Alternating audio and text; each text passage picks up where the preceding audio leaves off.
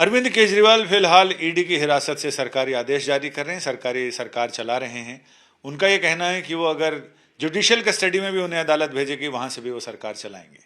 कानून के जानकार ये कह रहे हैं कि संविधान किसी भी मुख्यमंत्री को या किसी भी संवैधानिक पद पर बैठे व्यक्ति को जेल से कामकाज करने से नहीं रोकता, लेकिन क्या यह व्यावहारिक रूप से संभव है, इस बारे में कानून और संविधान क्या कहता है, हम बात करें। जाने माने वकील, संविधान विशेषज्ञ केसी मित्तल जी हमारे साथ हैं। सर, ये कितना व्यावहारिक है, कितना संभव है कानून की निगाह में, संविधान की निगाह में? देखिए, मेरे हिसाब से पहले आपको दो बातें समझना ज़रूरी है। नंबर एक, अभी अरविंद केजरीवाल को कोई कन्विक्शन नहीं हुआ है। किसी अदालत ने उनको सजा नहीं किया गया किसी में। और कानून आप जानते हैं, जब तक किसी आदमी को कोर्ट कन्विक्ट नहीं करती है तब तक वो बेगुनाह होता है। वो उतना ही साफ सुथरा है जितना कि हर कोई इंसान है, बेगुनाह है। लिहाजा अरविंद केजरीवाल को आज के दिन आप एक सजाए याफ्ता मान के नहीं चल सकते। नंबर एक। नंबर दो, वो आज के दिन एक कॉन्स्टिट्यूशनल अथॉरिटी है। Chief minister Delhi duly elected है। उसको ये अधिकार है कि वो अपने संविधान के हिसाब से और कंटिन्यू भी करे और उसके हिसाब से काम भी करे, उसको कोई रोक नहीं सकता है। तीसरी बात अब यहाँ आती है, वो ये है कि अभी वो ईडी की कस्टडी में है, ठीक है। दूसरा, कल को क्या होता है ये नहीं मालूम। अगर मान लीजिए खुदा न खास्ता बेल होती है तो एक अलग बात है, नहीं भी होती है या जेसी में जाते हैं तो भी दूसरी बात है। अब यहाँ सवाल ये आएगा कि क्या जेल मैनुअल के हिसाब से एक नई सिचुएशन यहाँ पैदा हो रही है, क्योंकि आप उसको काम करने से रोक नहीं सकते।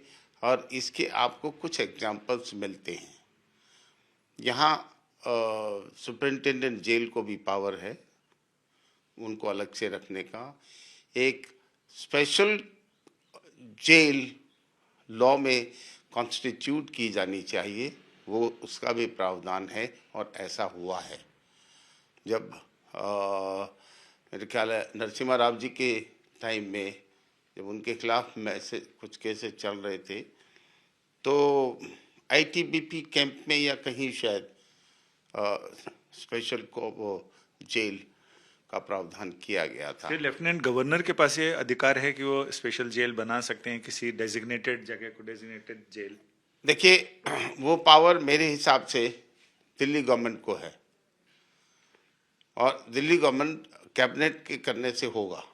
अभी ये मुद्दा उठा भी था जब ये किसानों का आंदोलन चला था, तो उस दौरान में शायद सेंट्रल गवर्नमेंट या कोई चाहते थे कि वहाँ नॉर्थ दिल्ली में एक एरिया उसको स्पेशल जेल करार किया जाए या और वहाँ पर मुख्यमंत्री कैद में रहते हुए, हिरासत में रहते हुए और सचिवों के साथ मीटिंग कर सकते हैं, कैबिनेट मीटिंग ले सकते हैं। हाँ, मैं वही आप आ रहा हूँ, वहाँ भी आ रहा हूँ, आखिर में आ रहा हूँ। और इसकी एक बहुत अच्छी सजेशन राय दी गई थी कि जो सीएम रेजिडेंस है उसके एक हिस्से को आप स्पेशल जेल नोटिफाई कर सकते हैं। अलग से वो रहेंगे, अलग से वहाँ उनको फिक्स करेंगे, पूरी सिक्योरिटी होगी, वो ज़रूरी है। और उस सिक्योरिटी के तहत अंडर रह के वो अपना सीएम का काम भी कर सकते हैं।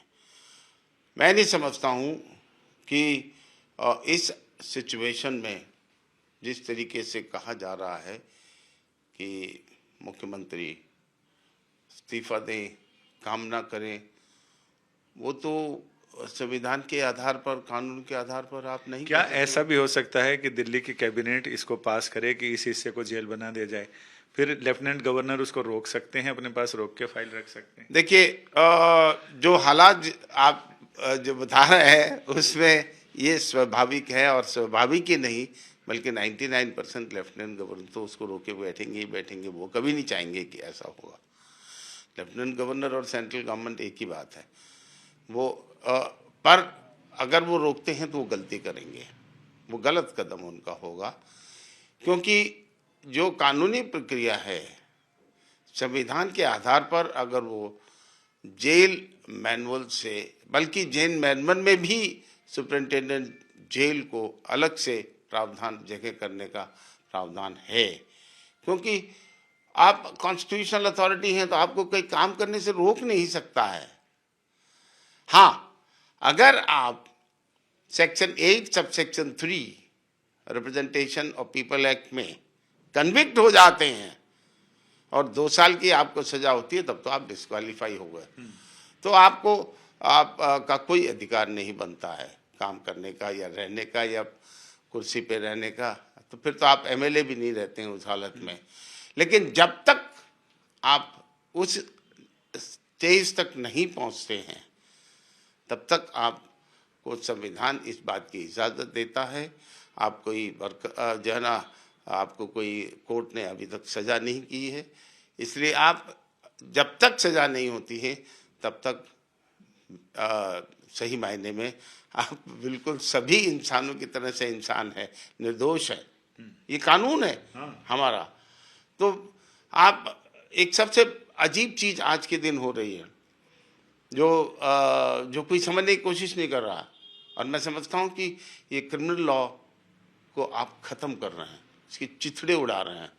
अरे अदालत ने तो अभी तक मुझे कोई सज़ा की नहीं है, आप कह रहे हैं सजाए याफ्ता, सजाए याफ्ता, मैं चोर हो गया, मैं बेईमान हो गया। ये कौन सा कानून है? आप कानून के दायरे में बात करिए, कानून के दायरे में रहकर चलिए। अभी तक कोई कन्विक्शन नहीं है, जब तक उसको कन्विक्शन नहीं होती है वो is as good as anything. यानी मित्तल साहब बात कर रहे हैं लिबर्टी विद इन लिमिट्स, और इसमें संविधान रोकता नहीं है उन्हें संवैधानिक कार्य करने से।